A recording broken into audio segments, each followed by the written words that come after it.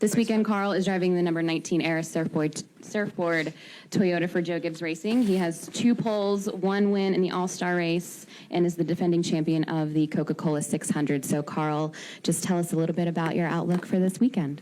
Well, it's cool for Aris to market their surfboard on our car. It's Aris makes the fastest modems in the world, and it's neat to have that on the car. But this is All-Star weekend. I mean, this is it's like Dave Rogers said.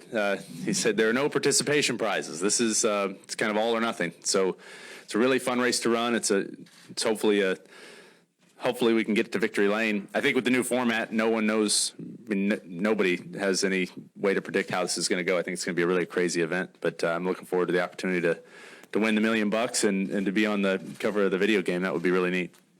All right, we'll now open it up for questions for Carl. If you have a question, please raise your hand. We'll get a microphone to you. We'll start up here with Jeff Gluck and then go to Kenny Bruce.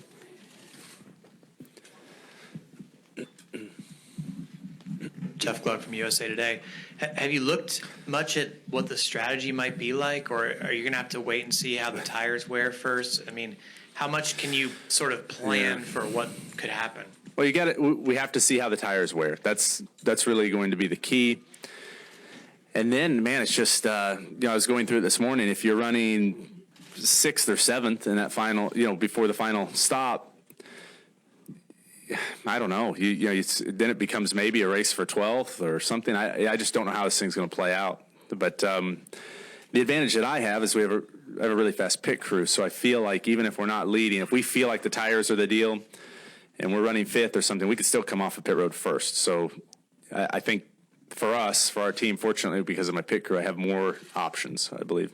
But if you're, let's say you're 7th grade, yeah.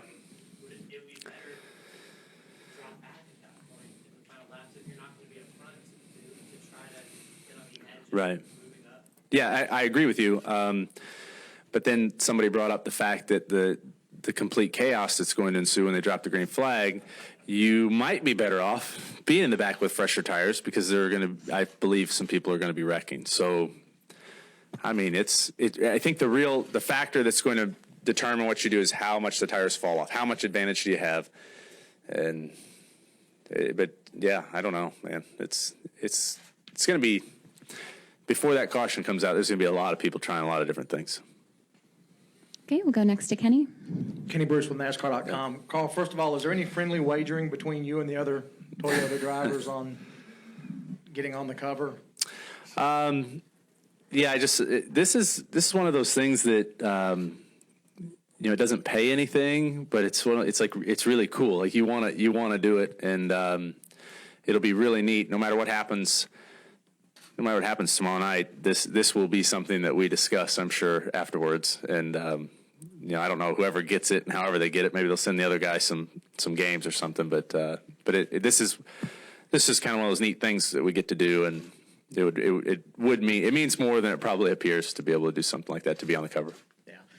You mentioned your pit crew. Yeah. How much more important have those guys become just in the past few years? They've become really important. And I was describing to a friend of mine that he's a drag racer, and we were talking about how tough this sport is and how hard everybody runs. And my first entrance into the Sprint Cup Series was at Michigan, 10 or 12 years ago, and I couldn't believe how hard everybody pushed, how competitive it was. And I think it's in the last decade, it's just become, exponentially harder. And so with that, everyone's more competitive, everything's closer, everybody's so good at restarts that the pit crew is just another one of those pieces. And Chocolate Myers and I talked about it this week on the radio. It takes every single piece. And I think that's what makes Joe Gibbs Racing look so good right now, is that we've got good engines from TRD, we've got good cars, we've got good pit crews. And, every piece is in place. And if you have one of those things missing, it's awful. I mean, last week at Dover, we saw it every time we came on pit road, we gained positions. And that's a lot easier than gaining them on the racetrack. Okay, we'll go next to Tom and then back to Mike. Carl, what do you expect the toughest part of this race to be? Man, I think the last restarts are going to be the toughest part. I think you're going to have to make decisions. You're going to have to decide, do I want to stick the car in there, or do I want to go up there and, fill that hole? Or, I mean, it's going to be tough. So I think that And I think avoiding the chaos or the wrecks that happen because of that's going to be tough. Okay, we'll take our next question from Mike and then go back to the gentleman right behind him and then back up front to Lewis. Carl, it's obviously a privilege and an honor to run in this race. You have to earn your way in.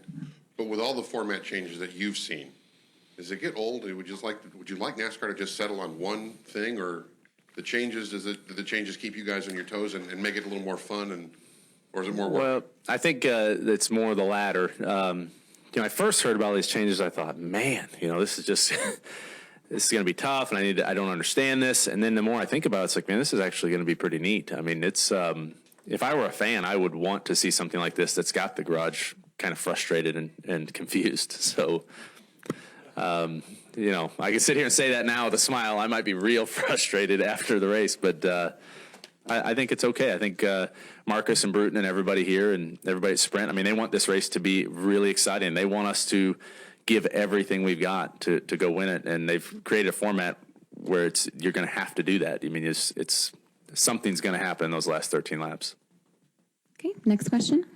David Exum, Independent Tribune. Carl, Yep. I know this is kind of an early question, but I just wanted to ask if you could kind of talk about the endurance and stamina you need to drive 600 miles. So the 600 is really, it's a tough race, and it's tough on the cars, the drivers, the pit crews. It's always been that way. And, another 100 miles, it means something. And the other thing that makes that race tough is that throughout the race, the track changes a lot as we go into the night, and you have to stay on top of it. And it doesn't, regardless of how long it is, you still have to be on your game at the end. And it is, those have been some long nights. And I think that at the end of the day, that does wear on you, and you have to be prepared for it. Okay, we'll go next to Lewis and then Dustin. Yes, Lewis. Whoa. I didn't know I had that horsepower. Yeah. Lewis Franco, Reuters. We've seen some very good racing this year. I think everyone would agree that. And I hope I'm quoting you correctly when you said it was a good start on the reduction in downforce. What changes would you like to see going forward for the rest of the year? Well, I think the racing's been really good. I was walking out of Dover early last week, and I got to see from that crossover bridge, I got to watch Kyle and Matt go at it, and that was some really good racing. I mean, that was extremely entertaining. And I feel like we've had some really close finishes. We've had good racing, and it's because NASCAR is working to make it better. And if I'm not mistaken, there might be some things on the horizon that are really exciting, especially to me, and they've been working that same direction. And I feel like they've got their hands wrapped around it. They know what they're working with, and they're just going to keep making it better. So, I mean, you guys all know how I feel about the downforce stuff. I've said it ad nauseum. So, but I think we're going the right direction, and it's only going to get better. Okay, back to Dustin, please. Dustin Long, NBC Sports. Last week in the preliminary races before the Cup race at Dover, there were some restarts where NASCAR penalized drivers. I think in one case, one driver felt like he was kind of pushed and put in a tough situation. I'm assuming you've looked at those situations and quite aware of it. How comfortable are you with how they're calling it? Because obviously there's been an ebb and flow with what they've done. I know they admitted they missed one in a truck race recently on that situation, how that impacts you. And secondly, was there even any need to get in touch with Kyle Larson after last week, or did you even want to? I know you expressed frustration on the radio immediately after the incident. So what I've gathered from watching the way they're policing the restarts is I better not try anything on the restarts because they are on it. I mean, they do not want to see any messing around. So I believe they've laid down the law. Everybody knows that they're serious about it. And I got warned at Bristol, and it was surprising to me how strict they are being. And so somebody put it best. So that's I can't remember which driver said it, but that's what you want. You want them to enforce the rules. And we have good rules, and I applaud NASCAR for enforcing them. As far as my wreck last week, when it happened, I was very frustrated because I thought Kyle had basically run me over from behind while I was trying to avoid Kurt. The first time I went back and looked at the replay, I went on YouTube and looked at the broadcast, and they showed multiple angles and all that. And I thought, man, Kyle really was doing a good job there. And he just got a great run underneath me at the same time while I was trying to avoid the what possibly was going on with the 41. So looking back on it, I mean, it was really frustrating for me to wreck, but man, Kyle was just doing a really good job racing hard, and he had no reason to call me. If anything, I thought about calling him for, just to apologize for calling him an idiot and getting that on TV, because he definitely was doing a good job. So, just hard racing, and it's, once again, thanks to NASCAR for all the safety stuff. It was a pretty good hit, and it really didn't hurt that bad. So I appreciate that. No, he didn't call me, and he didn't have to at all. I mean, that was racing. I was frustrated, but like I said, when I look back, if I put myself in his position, I'd say, that's just racing. Okay, we'll take a follow-up question from Mike. Carla, as far as the outcome on Saturday, I know you want to win the race, but is there concern about a cover jinx? No, I'm not concerned about that at all. No, don't even bring that up. Okay, we'll take our next question from Bob, and then our final question from Tucker. But see, they avoided that by not announcing who would be on the cover. It's like simultaneously it gets announced at the end of the race, so the jinx happens when it's already done, right? Okay. Go ahead, Bob. Bob Hawkers, ESPN. Next Yep. week is the 100th running of the Indianapolis 500. Wow.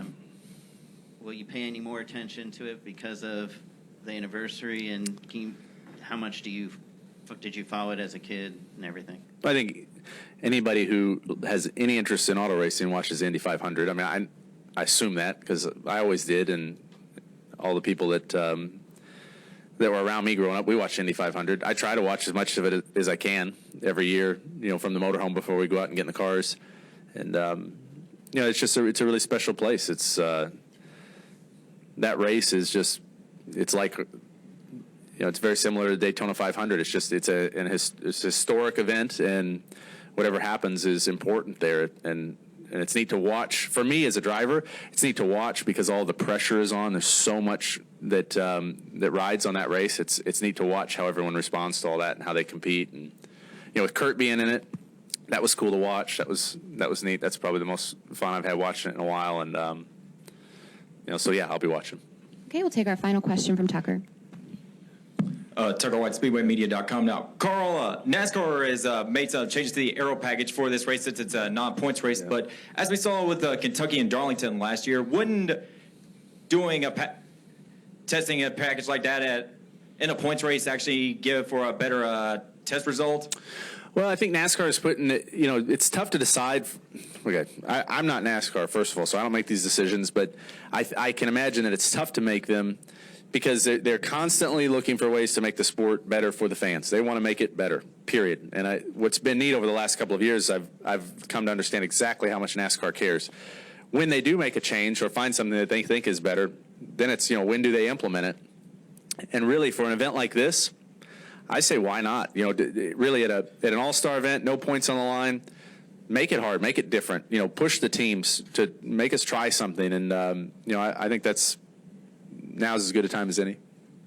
Okay, Yep. Carl, thank you so much for your time. Good luck this weekend. All right, guys. Thanks a lot.